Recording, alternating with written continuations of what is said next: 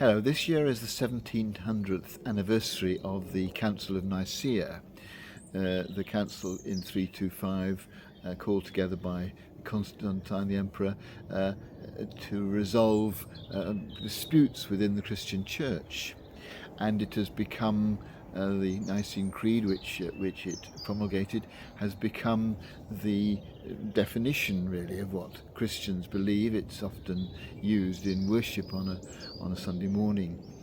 The problem that was dividing the Christian leadership at the time was whether or not Christ was completely divine.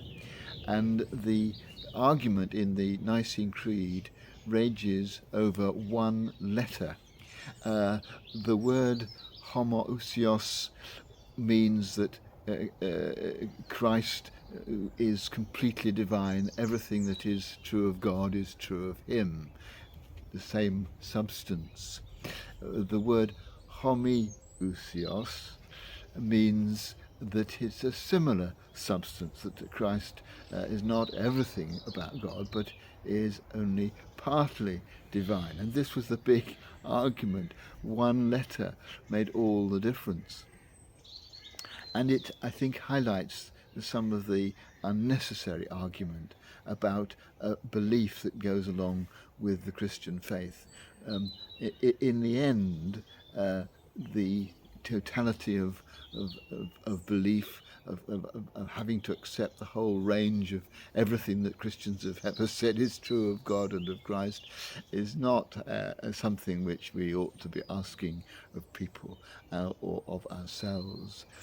What's required is a much more broad recognition of what Christianity has to offer. It was interesting on a recent Any Questions programme on the radio to hear a question asked about the growth of the Christian church recently and why this might be, and indeed it has grown.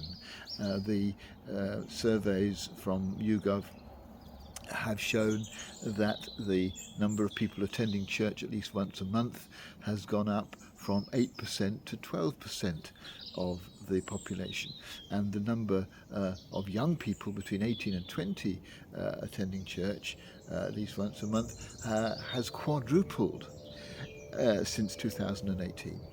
Now, clearly, things like the COVID and the worrying situation in the world at large does drive people back towards something which seems to offer them security and hope. But I think also people are looking for community. People want to feel a sense that they've got people around them that care for them and love them. And people are looking for meaning. People want to find some way of making sense of all the confusing things that are going on in our world today and often in people's lives too. And I think these things are so much more important than the intricacies of minutiae of particular Christian beliefs. I think it's important, obviously, that there are some things that determine what Christianity is. It's not anything that anybody wants to make of it. But I think we go far too far sometimes in expecting people to believe things that are frankly unbelievable in order to say to them, yes, you're a proper Christian. Being a proper Christian is someone who seeks to find community and seeks to find meaning in the person of Christ and in the fact that God loves them.